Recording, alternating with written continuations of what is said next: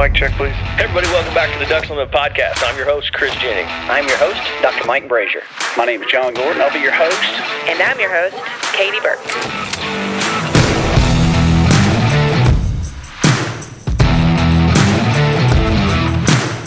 Welcome to the Ducks Unlimited podcast, the only podcast about all things waterfowl.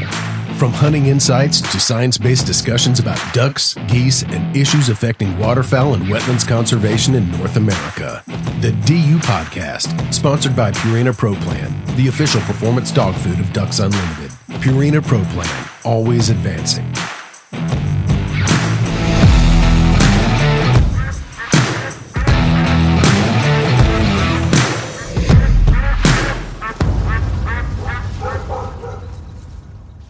Hey everybody, welcome back to the Ducks Unlimited podcast. I'm your host, Chris Jennings. Joining me once again on the DU podcast, we have Addison Edmonds, the founder of Gunner Kennels. What's going on, Addison? Not much. How's it going? Good. Glad to have you back on here. You know, before we get into some of your new exciting products you have to talk about with us, I just wanted you to kind of give us a rundown on what you're working on this summer and kind of the prep work leading up into duck season. Yeah, this summer's been gone by way too quick.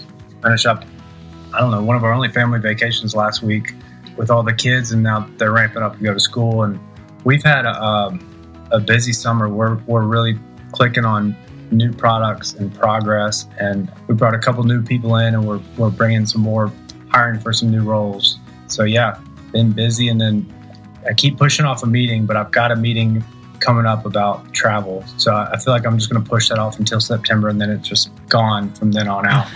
Yeah. I'd like travel for you, like what you're planning for the fall, or? Yeah, hunts and shows and cool. Business opportunities. Yeah, you probably tie a few of those into with some hunting trips, with some business opportunities, I'd imagine. That was the whole goal of why I started this. Yeah, about mid to late January, you end up somewhere in Arkansas.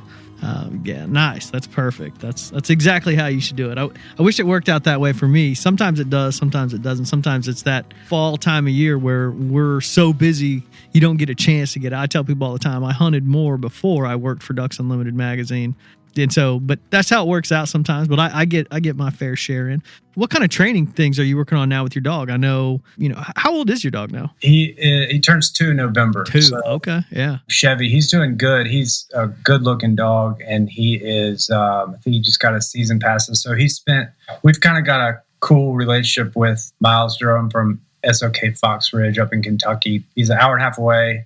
If I need him for a week or two, I'll take him. And it's not like, hey, he's up here for 1 month and 1 month only. Like we had a video shoot the other day, brought him down. But he's been kind of spending half his time there. And then when I'm at home for more than a week or two consecutively, I bring him back here. But he's been on the hunt test circuit and doing really well. You said what kind of training I'm doing. I mean, since he is primarily getting his training from Miles for hunting and field trials, when I get him back, it's usually like the first few days, no training, just kind of, hey, you're back here, let's get to know each other again. And then it's more simple stuff than he knows how to do, so that I'm working on my communication with him, just so that we, can build that trust. So it's been fun. We've got a lot of new bumpers that we've been testing out that we just launched last week. So that's been fun all summer, having those to test out. And it's been insightful. Like, he's not a chewing dog, but we had a rope that I really liked and took a call. And 10 minutes later, I looked down and he had torn a hole in that rope. So I thought, if this dog will do this, in 10 minutes, we're not going to use this material. So he's been helping us on the R&D side too. Nice. You're going to have to get him an office if he's going to be doing full-time R&D, just throwing stuff in his office and let him poke around at it and chew at it if he wants to. That's hilarious. So you mentioned you've got new products out. You guys launched the new bumpers last week. Let's go ahead and introduce those to our audience. I know we're not on video here, but I've got one sitting right in front of me. I know you've got one probably sitting right in front of you. Let's walk through these new bumpers, because they are, I just got them last week, and I kind of opened the box and open it up, and it was just kind of like, oh, cool. Like they definitely have a different look to them, and a little bit of a different feel for sure. We've been throwing one down the hallway a little bit for our executive editor, Eric Kessler. His dog Buzz is in the office every day, and we've had one going down the office. Buzz has been chasing it. But let's get into the reasons why you did some of these things with this specific bumper and what they do. Yeah. So you're going to have to forgive me. I'm a little bit spacey on this. And the reason why, number one, I've been in meetings all day. But with the bumper, our marketing team got pretty frustrated with me going, all right, Addison, what are the 3 most important features for you? And I'm like, I can't call it. I mean, everything about it to me is what makes it the best bumper. So about 10 years ago, just working with Gunner before I started the company, but having plans to start, Gunner Kennels, I was training with Gunner and just using what most everybody uses, going, man, this is number one, not very durable. Number 2, some of them, the teeth would puncture and get water in there and get mildewed. The ropes would always fray. There was just never best of the best. And I was always frustrated using any training bumper that, was on the market. So to me, I've got it written down on my goal board. I did in 2015, number 6 is man's best bumper. So this is something that's been a long time in the works. I've just been a little bit distracted with getting the company started and other stuff going. But when we were able to start this project, to me, the number one thing was durability, where you're not supposed to, and this is a touchy subject because it's not supposed to be a chew toy. It's not supposed to be played tug of war with. It's a training tool, but everybody will, or at least your weekend warrior like myself will leave a bumper in the yard with the dog for 45 minutes and come out and see it chewed up. And so that's what we're trying to negate was it can still be chewed up by a dog that loves to chew if you give them long enough time. And so the goal is to not, you don't let them just play with this as a chew toy. But we were able to formulate a material that is very durable and still able to float at least over halfway up. So we came out with one that was really durable, but it floated like an iceberg. The water, you could barely see it. And so we had to kind of mix and match and see what we liked best. So the durability part, and then the rope, number 2 was my biggest frustration because if a dog, most of the time, if they're going to go to chew something up, they're going to go after that top part. They're going to rip it off where it's inoperable, or those ropes, some of those, similar to the marine ropes, they just get frayed and dry rotted over time. So I wanted to have a over-the-top rope, durable, and then something to where, and you're seeing it now in some of these bumpers. At the time, it wasn't done, but where it's got a loop so you can run a carabiner through it so you can carry multiple bumpers or hang it up on a nail in a tree or whatever. So we had that, and then we started working on the body, and I'm thinking, I wish we could kind of have a magnet for the dog to go towards the middle.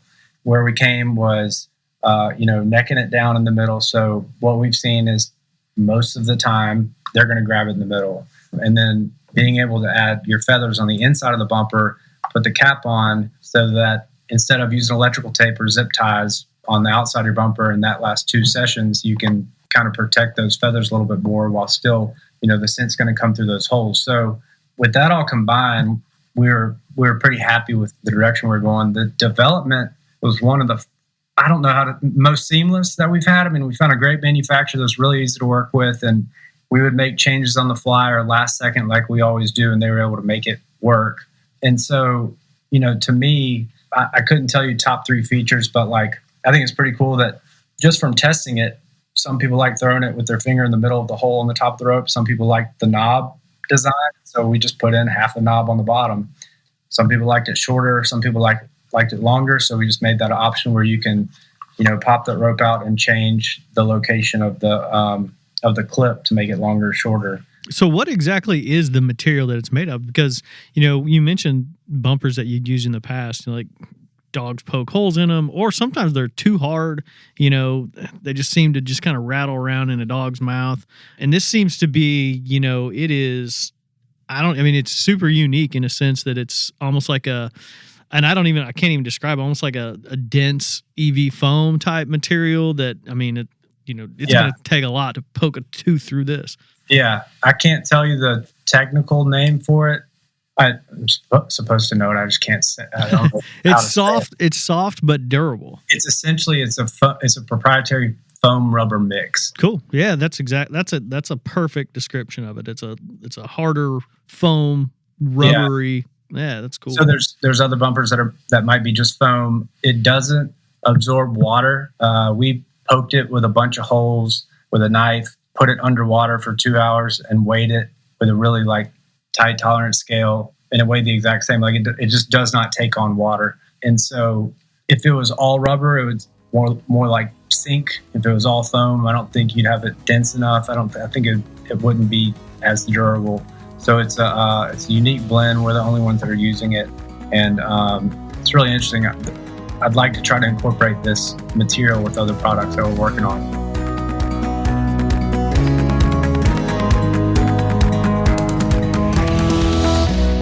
Stay tuned to the Ducks Unlimited podcast, sponsored by Purina Pro Plan, after these messages.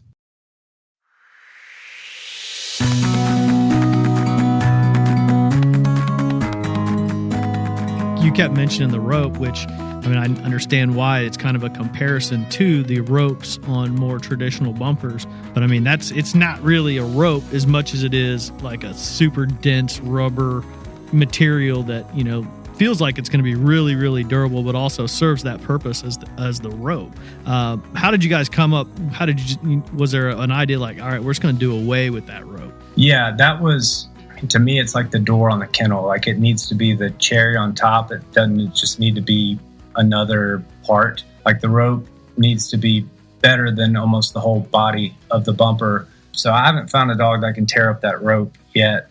The rope that I originally wanted to use had more stretch in it, like more like a bungee, and we couldn't figure it out to get it durable enough. Now we did just get new samples in that we're testing that's more like a bungee cord but more durable. So that was one of the core things for me was, you know, and you feel this one, it's got a little bit of stretch to it. It's not like has no elasticity, but just ease of use. You can throw it a bunch and not get tired, but that it is a pretty strong material. We've got some of our engineers put a bunch of ropes together, put a bumper on the inside of our kennel door, strapped it down to a truck, basically used this bumper rope to pull another truck in the parking lot just to see how tough it is. And now I think they're wanting me to try to do it so we can get it on social or something. But yeah, it's pretty durable stuff. Yeah. And so you've got the holes in the middle, and you mentioned, and I read through some of the literature that you guys had sent out. That's a pretty innovative approach too, because, you know, I've seen bumpers that have caps where you can put feathers inside and things like that, but not where it's breathable, like where there's actually, with this foam material, you don't have to worry about it sealing it up as much because it's going to float. So how did you guys come up with that? And then the cap itself is a little bit different as far as like, it kind of looks like it's threaded, but it's not. It just kind of slots in with like 3 or 4 little ribs right there. Yeah. So that idea, they had designed, my engineers, they were showing me a design because I wanted the dog to be able to breathe easier. So basically we had to make that part hollow. And when I saw the first design, I was like, I bet we can put feathers in here. And so quickly 3D printed it and went and got some feathers from my freezer, and lo and behold, it worked. So that was like, what's Bob Ross say? A happy mistake or whatever. Yeah. That's like a happy thing that we didn't originally set out to do, but it turned out to be like a really important feature that has a lot of utility to save the feathers. I mean, Luke, he's over marketing. He just got a new dog, and he sent a video of, you know, you can take the rope off. So that was another thing, is to be replaceable. If the dog was to tear it up, we can just send you a new rope, and you can still use bumper. But he took the rope off, put feathers in it, and threw it. The puppy's first retrieve he's ever done went right to the middle and brought it back. And I'm thinking, if you do that for that dog long enough, it's only going to know to bring it back in the middle. Mm-hmm. So he's got a much better chance for that proper hold, you know, through his whole life. It's just go for that middle. But then the drain plug, or not the drain plug, just the plug, this one was touchy because, again, this is not what it's used for, but if you left this with a dog by himself, the worst thing in the world would be if it was able to get this cap off and try to chew it up or choke on it. Mm-hmm. And so we've got some language in there about, you know, that's why it's like, don't leave it with your dog. But the threads on it is just a press fit action, and then we've got one kind of keyhole slot so that you're always going to have it right in the right spot. Now it's a good affirmative click in where you know it's in, but it's pretty hard to take out, especially on the newer ones, like because we don't want a dog to be able to take it out that easy. Yeah. And so what we've been kind of saying is if you're not using it for scent training, just don't use the cap unless you like that added weight to be able to throw it further. But yeah, it's the same material as the rope retainer, little plug looking deal, but I think it's a nice touch and a nice kind of finish to the product. And how many different color variations? I only brought one down here, but I know I had a couple different ones in my office.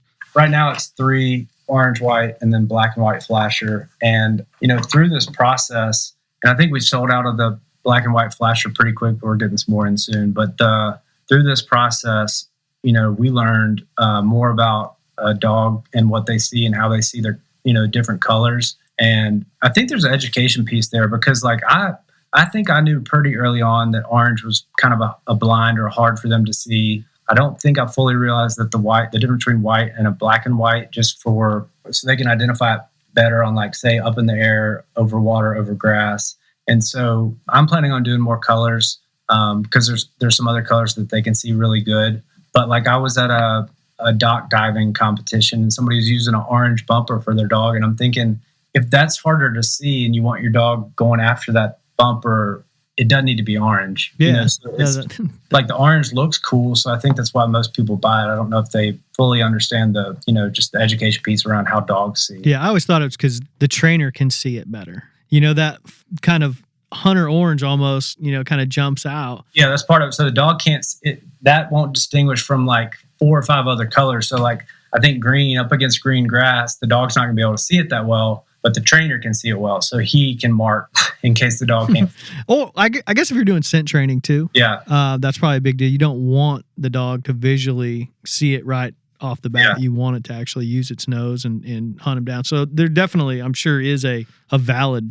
Oh, there's uses for it. Yeah, for sure. I'm just saying maybe some people don't realize what the use is before they buy it. Yeah, that makes sense. So anything else that you want, our audience to know about these new bumpers? And they are available now. They became available last week, and obviously we're recording this early, so they're more than available. But anything else you want to add to the bumper conversation? I think we did a pretty good job with this product, but I really want feedback from everybody else, good, bad, or indifferent. I want feedback on if we, I've got 5 other accessories and other products in the bumper world that I want to do, but I don't know if that's what other people want. So if anybody gets our bumper and has an idea, or not an idea, I'm sorry, but if they want a smaller or a larger version or different anything about it, that's what I'm looking for. So feedback on it. I'm trying to think of anything else, but that's the first thing that came off the top of my head. Yeah, no, that's a good point. And, our listeners can go to dupodcast@ducks.org. Shoot us an email, say, hey, here's some feedback for Addison. Here's what I want to see next. And we'll pass that along to him for sure. I'm glad you brought that up. And that's dupodcast@ducks.org. You mentioned something before we came on air. You mentioned that you have some new Flyway Series kennels coming out. You want to go ahead and elaborate on that? Or what's the timing on that? And can we kind of spill the beans here on the podcast? Sure. So, marketing keeps me out of a lot of this, and so I'm going to be reading a text message that I got an hour ago. So I like it. This is breaking news. This is Emily, my wife. She's the one that came up with the Flyway Series. Our whole marketing team and ops and everybody else executes, but the Flyway Series is going to be the Atlantic Flyway. It's I don't know if I'm supposed to be saying this, but it's the Susquehanna Flats collection, pays tribute to the storied history and unique experience of the area in the Atlantic Flyway. It's our 4th Flyway Series drop. All sizes of the kennels and food crates will be available in a certain color. I probably can't say that. Well, I guess I can if she wrote this. It's a rich chocolate brown color, and it kind of the inspiration behind that's the muddy river color that comes through the Chesapeake Bay. The launch is August 17th, but you can text the word Flyway to 82241 to get 24-hour early access. And with the last limited edition we did, the midnight edition, we sold out of intermediates in 24 hours. So I guess that's why they told me to say if you want early access. But it's what's really funny about this Flyway idea is Emily my wife, I mean, she's kind of helped me from the start, co-founder. And first one she did was Biomeda, the Mississippi Flyway. And the next one was Los Banos on the Pacific. And then the central was Anahuac. Well, Los Banos, Anahuac, and Biomeda, which not to you and me, but those are three really easy to mispronounce words. Yeah. I mean, and then you threw the Susquehanna in there. Oh, yeah. Now it's Susquehanna. So it's like a qualification. It's got to be really hard to say. Yeah. I remember the first meeting I was in with the Los Banos. I was like, I'm sorry, guys, but it's Los Banos. They're like, no, you're an idiot. That's not what it is. But yeah. So we're excited about that. That's August 17th. I think that'll go well. We've doubled our order every year because we sell out so quickly on those limited editions. So we're trying to get it more dialed in to where we can actually supply the demand and connect with people about that area and that region. And I think it's cool storytelling and brand building and just way to honor different areas of the flyways. But we donate a portion of the proceeds to the local chapter. I think that one's the Madison Mitchell chapter. And so that's always a nice bonus, is that proceeds are going to local chapters of Ducks Unlimited. Yeah, no, that's awesome. And actually, while you've got the text message up in front of you, read that one more time so that people know what to text. You mentioned it, but I think if you just read it one more time, maybe somebody has an opportunity to jot it down. Yep. It's the public launch is August 17th, but if you text the word Flyway, just FLYWAY to 82241, you get 24-hour early access. Awesome. Perfect. And the first person to spell Susquehanna correctly in that tag, no, I'm just kidding. That's right. Yeah.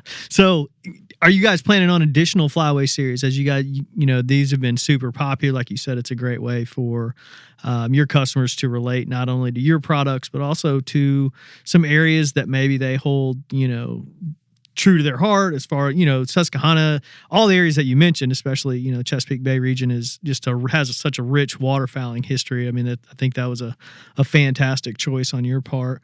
So you guys are planning on continuing this series? Yeah. So this will be like completing the 4 flyways, but next year could be another Mississippi or Central. Like the response on the Anahuac was really cool. I mean, we had a launch party at the Yeti store in Houston, and we had people drive from all over being like, the story that you told about this area was my childhood, and it reminded me of my grandfather. It's like really cool, because what they'll do is they'll go and find not local celebrities, but like local influential people in that world. And so up in the Chesapeake Bay, there's a lot of decoy carvers, and we got to build some relationships with them and kind of tell their story, and also just kind of getting the inspiration from colors of that area. So to my knowledge, we're still planning on doing that, and along with some other newer limited edition stuff in the coming years. Very cool.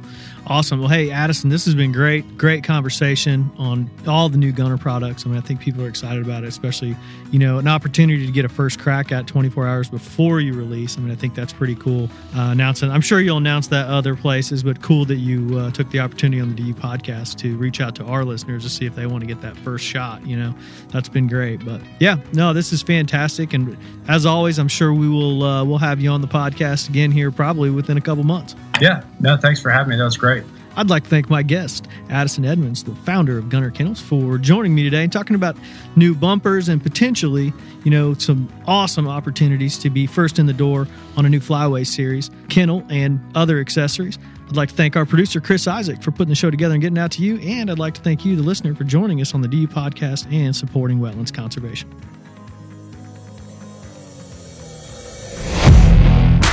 Thank you for listening to the DU Podcast, sponsored by Purina Pro Plan, the official performance dog food of Ducks Unlimited. Purina Pro Plan, always advancing. Be sure to rate, review, and subscribe to the show, and visit ducks.org/DU Podcast. Opinions expressed by guests do not necessarily reflect those of Ducks Unlimited. Until next time, stay tuned to the Ducks.